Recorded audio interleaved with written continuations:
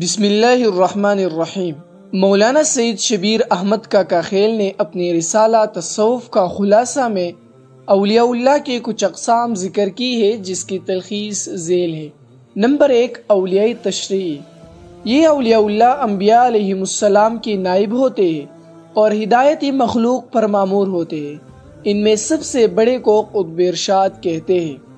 مجدد الفسانی نے اپنی کتاب میں لکھا ہے کہ حضور صلی اللہ علیہ وآلہ وسلم کی طرف سے مجھے قطب ارشاد کی خلقت عطا کی گئی، اور امام شاہ ولی اللہ دہلوی اپنی کتاب میں فرماتے ہیں کہ وہ قطب ارشاد کے مقام پر فائز ہے۔ نمبر 2، اولیاء تکوین۔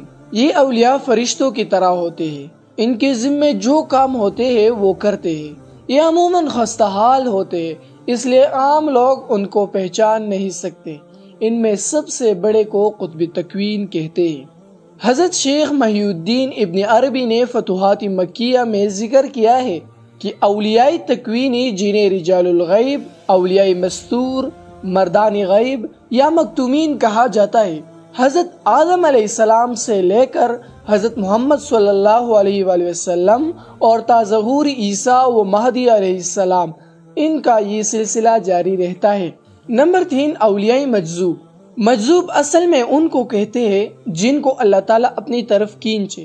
ان میں سے بعض کا ہوش و حواس بالکل ختم ہو جاتا ہے، جس سے وہ مرفوع القلم ہو جاتے ہیں، اس لیے ان پر شریعت کے احکام لاگو نہیں ہوتے۔ ان حضرات کا مقام اللہ تعالیٰ کے بہت نزدیک ہوتا ہے، لیکن لوگوں کے لیے قابل تقلید نہیں ہوتے۔ اللہ تعالیٰ کو محبوب ہونے کی وجہ سے ان کی بیادبی نہیں کرنی چاہیے۔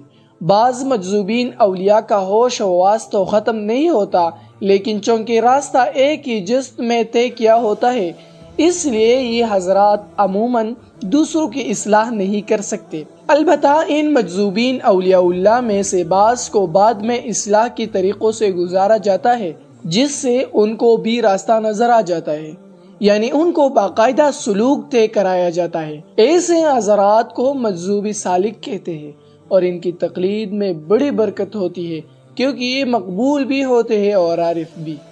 ولایت کی قسمیں۔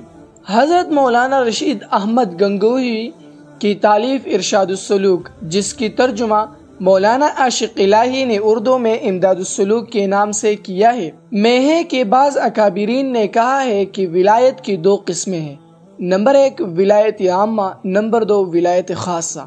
نمبر 1، ولایت عامہ، جو حق تعالیٰ کی عداوت و دشمنی سے باہر نکل آنے کا نام ہے، اور حق تعالیٰ کی عداوت تو کفر و نفاق ہے، اور یہ ولایت تو جملہ مومنین کو حاصل ہے، اور حق تعالیٰ فرماتے ہیں اللہ ولی الذین آمنوا یخرجہم من الظلمات الی النور، کہ اللہ تعالیٰ ولی ہے مومنین کا کہ ان کو کفر کی تاریکیوں سے نکال کر ایمان کی نور کی طرف لاتا ہے۔ نمبر 2، ولایت خاصہ۔ ولایت خاصہ ان کا حصہ ہے جن کی عبادت و طاعات کوتاہی و سستی کے بغیر متواتر و دائم ہو۔ چنانچہ رسول اللہ صلی اللہ علیہ وسلم سے ولی خاص کی تعریف پوچھی کہ یا رسول اللہ، اولیاء اللہ کون ہے؟ آپ صلی اللہ علیہ وسلم نے فرمایا کہ وہ لوگ ہیں کہ جب ان کو دیکھا جائے تو اللہ یاد آوے، اور اس روایت کو ابو نعیم نے حلیۃ الاولیاء میں نقل کیا ہے۔